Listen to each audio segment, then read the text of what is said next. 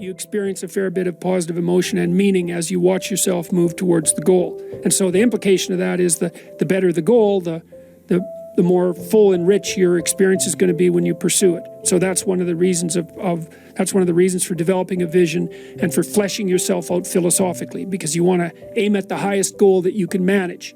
Okay, so you do that, and then what you'll find is that as you move towards the goal, there are certain things that you have to accomplish that frighten you.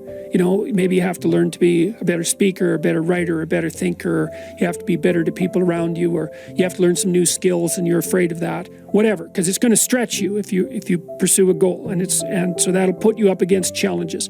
Okay, so all the clinical data indicates, well, the opposite of safe spaces, as Jonathan Haidt has been pointing out, that what you want to do when you identify something that someone is avoiding, that they need to do because they're afraid, you have them voluntarily confront it. And so you break it down. What you try to do if you're a behavior therapist is you break down the thing they're avoiding into smaller and smaller pieces until you find a piece that's small enough so they'll do it. And it doesn't really matter as long as they start it, then they can put the next piece on and the next piece. And what happens is they don't get less afraid exactly, they get braver.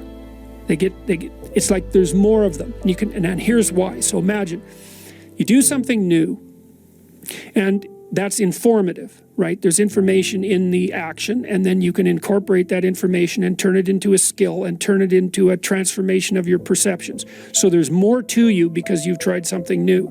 So that's one thing.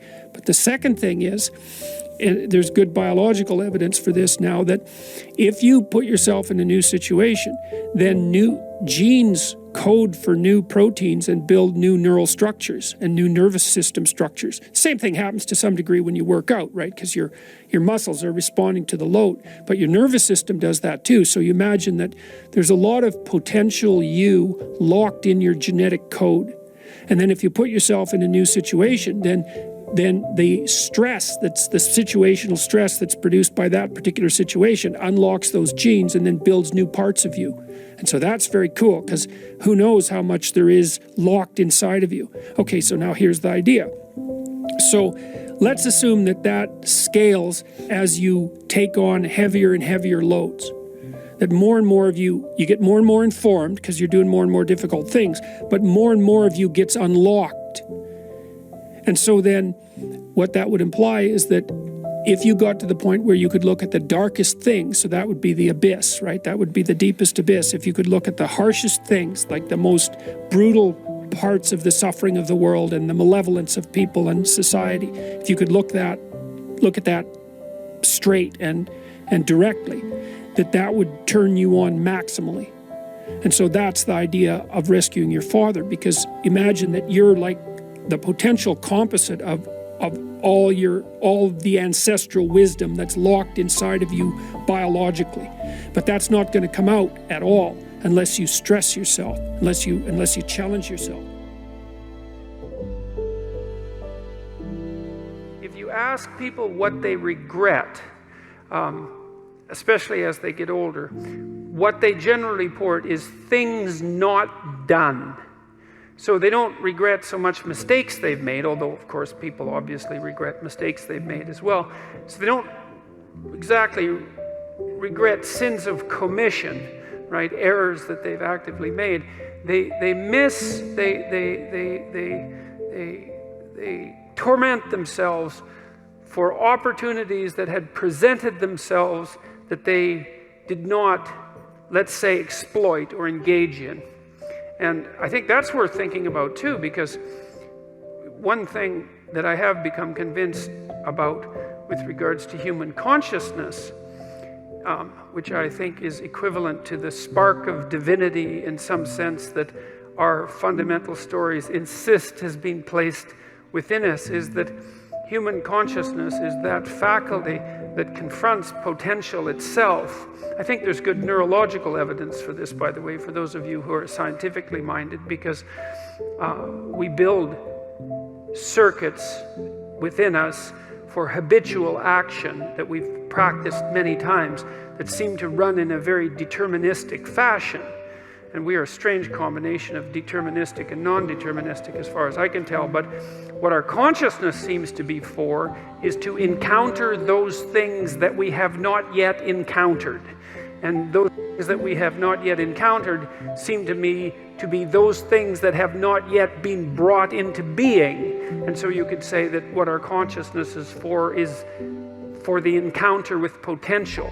You know, that our consciousness is it's not for the past, it's not even for the present. It's to transform the future into the present. And really that's what our consciousness does. When you wake up in the morning, you have a new day ahead of you, and the day could take you in very many directions. And the weeks and the years, all of that can take you in very many directions. And you have some apprehension about what those directions might be. You have some apprehension about what role your choices might make in transforming that potential into one form of actuality or another. I mean, you certainly know that there are dreadful mistakes that you might be very tempted to make that would produce all manner of hell around you, and still be tempted to do it. It seems like it's sitting there right in front of you as a possibility. You also know that, you could haul yourself up out of bed and attend to your duties and do the sorts of things that you're supposed to, and set a few things right that day and that week, and that likely things would at least not be worse, and they would probably be better. And I do believe that I don't understand how this can be the case. I don't understand how it is that consciousness can function in that way, because I think to understand that, we would have to understand what it means for the future to be only potential rather than actuality, and who the hell understands that? I mean, no one. And then we'd have to understand how it is that our conscious choices and our conscious ethical choices transform that potentiality into actuality, into reality, into the present and the past. And we certainly act as if we believe that that's what we do. We upbraid ourselves. For example, when we do a bad job of it, we're upset with our children and those we love if we don't believe that they're living up to their potential. We're guilty and ashamed when we make choices that we feel are inappropriate.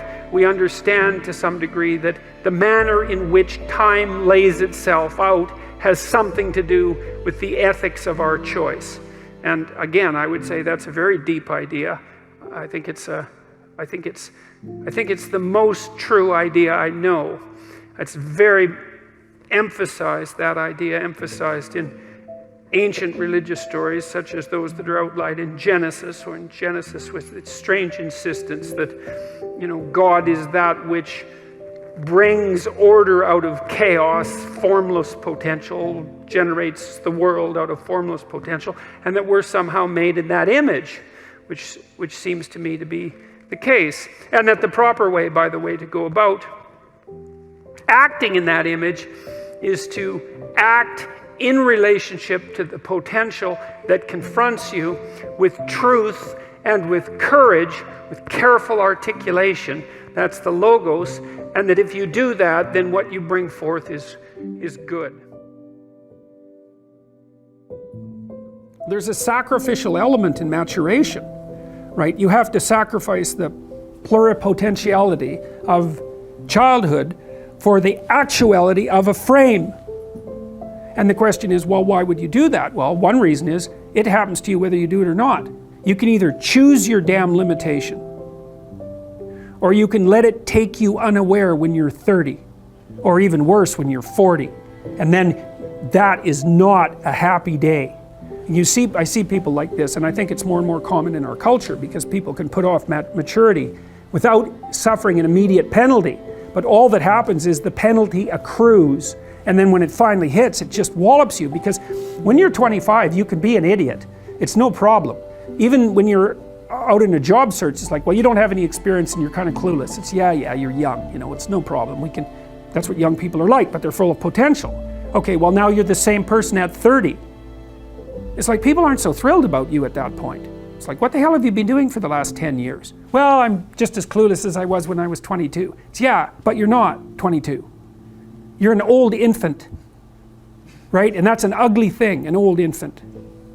So part of the reason you choose your damn sacrifice, because the sacrifice is inevitable, but at least you get to choose it. And then there's something that's even more complex than that in some sense, is that the problem with being a child is that all you are is potential, and it's really low resolution. You could be anything, but you're not anything.